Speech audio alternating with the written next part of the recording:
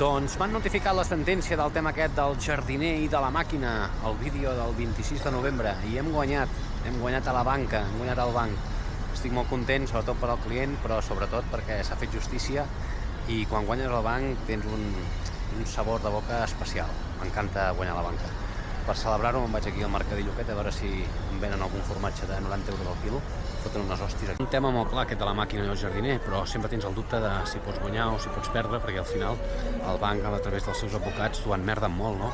Fins i tot em van fer una nul·litat d'actuacions perquè hi havia un dels demandats en rebeldia i es va presentar a última hora. M'ho han porquejat molt, ja ha trigat molt de temps.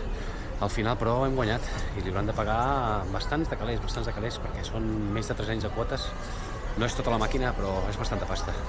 I llavors, a més, hem guanyat amb costes judicials. Hauran de pagar les costes judicials i el meu client podrà recuperar tot el que m'ha pagat. Això està molt bé. S'ha fet justícia. Ja sabeu quan m'ha costat el formatge? Un tall de formatge i una sobrassada petita, 34 pavos. Ens he pujat preus, Carden unes hòsties aquests mercats.